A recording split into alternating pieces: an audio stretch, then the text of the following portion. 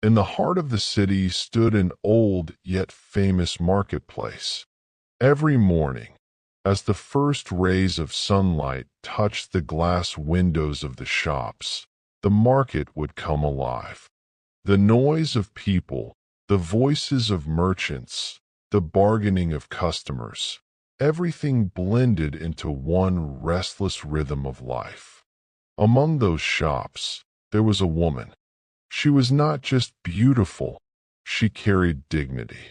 Her words were measured, her behavior graceful, and her eyes deep, as if they had witnessed more than they ever revealed. People didn't visit her shop only to buy things. They came for her presence, her manners, her calm strength. 5 years ago, she had a husband. He had left for work abroad, but no letter ever came, no message, no voice. It was as if he had disappeared into the depths of the earth. Sometimes she would whisper to herself, "If he is alive, why doesn't he return? And if he is dead, why is there no news?" But life does not pause for questions. She had no choice. She started running the shop just to survive. The merchant's gaze. In that same market, there was also a wealthy merchant, a man of money, of trade, of calculations. But one day, when he stepped into her shop, his calculations failed him. He came the first time under the excuse of business, then the second day, then the third. Slowly, visiting her became a habit. The woman understood. This man was not coming without reason, but she treated him with nothing but respect. One day, when the market was unusually quiet, the merchant finally spoke. "I can't bear this anymore. I like you. Marry me." The woman smiled softly, but behind that smile, there was thought, deep thought. She replied calmly, "I am married." The merchant frowned in surprise. "But people say your husband has been missing for years." She answered quietly, "Yes, 5 years. No news. No care. What value does such a man have? May God never bring him back." The merchant leaned forward quickly. "Then what's the problem? You are practically alone." She paused for a moment, then said slowly, "There is a way, but it requires courage." The merchant's eyes sharpened. "What way?" she said. "You will come with me to the judge. You will say you are my husband who has returned from travel. Then you will divorce me. And after that, I will marry you." The first strike of fate. At that moment, the merchant's heart stood between desire and fear. But when desire overpowers reason, a man becomes ready for any risk. He said, "I'll go with you." The next morning, before the market even woke up, the woman and the merchant walked toward the city's court. Outwardly, the merchant looked confident, but inside his heart was restless. Only one thought circled his mind. "It's just a small lie. Everything will be fine afterward." But a lie is never small. That is its danger. The court of lies. The court was quiet, a silence that felt heavier than noise. At the front sat the judge, an elderly man, dignified, sharp-eyed, the kind of man who could read intentions from faces. The woman stepped forward with confidence. "Your Honor," she said calmly, "this is my husband. He left 5 years ago for work, and now he has returned. He wishes to divorce me." The judge slowly turned his gaze toward the merchant. "Are you her husband?" For a moment, time froze. The merchant felt as if every eye in the room had locked onto him. If he denied it, the truth would be exposed. If he accepted, the lie would become real. His throat dried. Then he said quietly, "Yes." The judge continued, "Are you giving her divorce by your own will?" The merchant took a deep breath. Yes. The judge turned to the woman. Do you accept this divorce? Without hesitation, she replied, Yes, Your Honor. The judge nodded. Then proceed. The merchant swallowed hard. In a dry, trembling voice, he said, I divorce you. And just like that, with a few simple words. He didn't just end a marriage that wasn't his. He altered his own fate. The second strike. But the real moment had not yet come. Suddenly, the woman turned back to the judge and said, Your Honor, this man has been absent for 5 years. He provided no support, no expenses, no care. I demand the full maintenance of those 5 years, along with the compensation after divorce. The merchant's face turned pale. Inside, panic exploded. I didn't think of this. The judge's expression hardened. Why did you not provide for your wife for 5 years? The merchant struggled to compose himself. I was busy. I couldn't maintain contact. The judge spoke firmly. The law is clear. A husband is responsible for his wife's expenses. You must pay. Then came the verdict. 5 years of maintenance, 1,000 dinars. The word struck like thunder. 1,000 dinars. It wasn't the amount that shook him. It was the trap. A trap he had walked into with his own feet. If he refused, the lie would be exposed. If he spoke the truth, disgrace would follow. If he accepted, he would pay the price of his own deception. At that moment, he understood. When a lie reaches the court, it no longer belongs to you. With trembling hands, he handed over the money. The woman took it. There was a strange calm in her eyes. And then, they both walked out of the court. But this was only the beginning. A deal that was never love.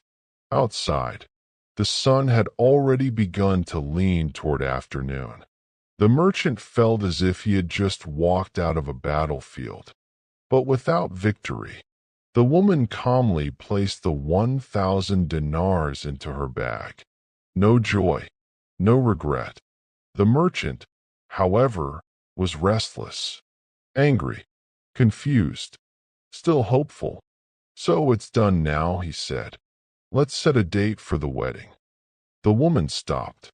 She turned to him. This time, her eyes were different. No softness, no warmth. She said quietly, Which wedding? The merchant froze. The one you promised. She replied calmly, I told you that if you came with me to the court and divorced me, then we would see about marriage. A cold silence fell between them. I never said I would definitely marry you. The truth behind the game. The merchant stood frozen. The air between them turned cold, heavy with realization. What do you mean? He asked, his voice tightening. The woman took a slow breath. For 5 years my husband has been gone. No message, no sign, no proof of life. She looked straight into his eyes. I didn't know whether I was a wife or a widow. She paused, then continued. I needed to know something. The merchant frowned. What? She said quietly. Whether you came to me for love or for desire. Her words cut deeper than anger. The merchant felt something shift inside him. I gave you 1,000 dinars, he snapped. And you gave a lie. In the name of a marriage, she replied calmly. Silence. Sharp. Unforgiving. The trap he built himself. She stepped closer, her voice steady. You weren't forced. No one made you say yes. No one made you claim you were my husband. No one made you give divorce. Each word landed like a hammer. You chose it. The merchant lowered his gaze. For the first time, he saw it clearly. This wasn't her trap. It was his own desire, that had led him here. She continued, a man who can lie this easily for a woman can betray her just as easily. That was it. The final blow. A sudden message. But before he could respond, a boy came running from the direction of the market. Sister, sister, the woman turned. The boy, breathless, said, that man, the one people said had gone abroad. He swallowed hard. They're saying he has returned to the city. Everything stopped. The merchant's heart skipped. Your husband? He asked slowly. The woman's face lost its color.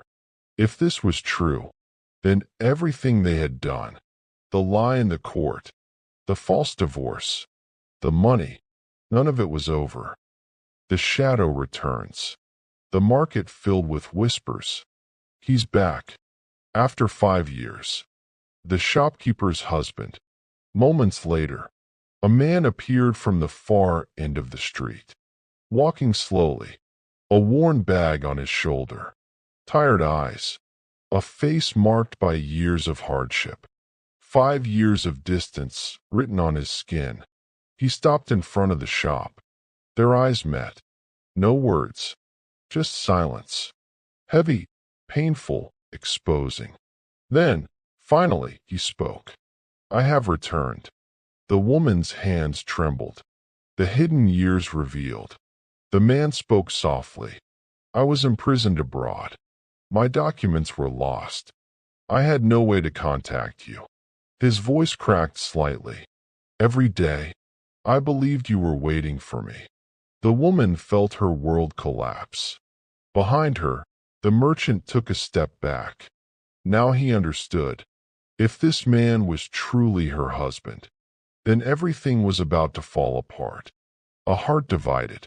The woman felt the weight of the 1,000 dinars. Not in her hands, but on her conscience. I thought you would never return, she whispered inside. But fate does not follow human expectations. Her husband stepped closer. I stayed alive for you. That sentence shattered every plan she had made. Fear takes over. The merchant leaned closer to her, his voice low and shaken. I'm leaving. This is no longer my matter. She looked at him, and for the first time, there was no respect left in her eyes. The man who had risked everything for her was now running at the first sign of truth, the door to truth. Her husband looked at her, confused. Why are you looking at me like that? What happened? She stood still. She could lie again. She could say, I waited for you. She could hide everything. But another lie, this time, would destroy everything. She took a deep breath and said, we need to talk. The confession. Night fell. The market slowly emptied. Shops closed one by one. But for her, the real trial had just begun. Behind the shop, in a small, quiet room, the woman and her husband sat facing each other. Between them, 5 years of silence. The man spoke first, gently. You've changed, but I understand. 5 years is not a short time. That was enough. She couldn't hold it anymore. Her eyes filled with tears. I thought you would never come back, she said, her voice trembling. No letter, no news. People told me you were dead. The man took a deep breath. I was imprisoned and my documents were lost. Every day, I believed you were waiting for me. Silence. Heavy. Then she said it. Slowly, painfully. Today, I went to court. The man frowned. To court? What? Her voice broke. I took another man with me. I introduced him as my husband, and I took a divorce. A heart breaks. The room froze. The man stared at her, as if something inside him had shattered. What are you saying? She lowered her head. I thought you would never return. I wanted to start my life again. The man spoke quietly. So you didn't wait for me. It wasn't anger. It wasn't rage. It was something deeper. A broken question. The merchant's fear grows. Elsewhere, the merchant walked restlessly inside his house. Back and forth, his mind racing. What if the husband goes to the court? What if the truth comes out? What if the judge finds out I lied? He stopped suddenly. I only wanted to marry her, he whispered. But why did it become this? Because desire is never simple, and lies never stay small. The full truth. Back in the room, the woman slowly reached into her bag. She pulled out the money. 1,000 dinars. She placed it in front of her husband. These are his, she said softly. I took maintenance in your name. The man looked at the money, then at her. Whose maintenance? He asked. And this time, she told him everything. From the market, to the court, to the lie, to the divorce, to the money. When she finished, there was no sound, no anger, no shouting, just silence. The heaviest sentence. Finally, the man spoke. Slowly, carefully. You used my name for money. That was it. No insult, no accusation, just truth. And somehow, it hurt more than anything else. A difficult choice. She broke down in tears. I was alone. I was trying to survive. The man replied quietly. You were not alone. You were my wife. Then he asked, and now? That question carried everything. The past, the present, the future. She knew the truth. If he went to the court, everything would collapse. Not just her life, but the merchant's as well. Through tears, she said, if you want, tomorrow we will go to the judge. We will tell everything. The man took a long breath. The night stretched on, heavy, uncertain, and the decision was still waiting. Judgment Day. The night passed, but no one truly slept. The woman lay awake in regret. The merchant trembled in fear, and the husband sat in silence, waiting for morning. The decision. With the first call to prayer, the husband finally spoke. Let's go. The woman's heart dropped. Where? She asked, though she already knew. To the court. No anger, no shouting, just a decision. This time, the truth would walk where the lie once stood. She lowered her head. All right, if the truth must be told, then let it be complete. Back to the court. The same courtroom, the same judge, the same sharp eyes. But this time, the air was different, heavier. The husband stepped forward and told everything. From his imprisonment, to his return, to the false claim, to the fake divorce. The judge listened in silence, then turned to the woman. Is this true? She didn't look up. Yes. The merchant is summoned. The judge ordered. Bring the merchant. When he arrived, his face had lost all color. The confidence he once carried, gone. The judge looked at him firmly. You stood in this court and falsely claimed to be this woman's husband. The merchant's voice trembled. I made a mistake. The judge replied coldly. A lie in private life is one thing, but a lie in court is a crime. The fall of reputation. Word spread through the market like fire. People whispered, that's him, the one who lied in court. The merchant, the name that once carried respect, now carried shame. Years of reputation collapsed in a moment. The woman's accountability. The judge then turned to the woman. You planned this deception. You used the law for your own benefit. Tears fell from her eyes. I regret it, but regret does not erase truth. The verdict. The judge made his ruling. The 1,000 dinars will be taken back and given in charity. The merchant will face financial penalty and the loss of his credibility. The woman shares responsibility for initiating the deception, but the heaviest punishment was not written in law. It was written in people's eyes. The husband's final words. After the court ended, the husband looked at his wife. He wasn't angry. He wasn't shouting. He just said, "I spent 5 years in prison," then paused. "But today I realized, prison is not only walls." He looked into her eyes. Broken trust is a prison of its own. She broke down in tears. "I was wrong. If you want, I will leave." He took a deep breath. "I will not divorce you." For a moment, hope returned. But then he said, "But my trust is gone." And just like that, everything changed. 3 lives, 3 fates. The merchant lost his business. People no longer trusted him. They said, "If he can lie in court, what will he do in trade?" The woman kept her shop, but not her respect. The same people who once admired her now spoke in whispers. And the husband, he stayed. But between them, there was silence, a distance deeper than years. The ending that changed everything. Life seemed to return to normal. The market reopened. People walked, bought, sold. But some things, once broken, never truly return. A life of silence. The husband and wife still lived under the same roof.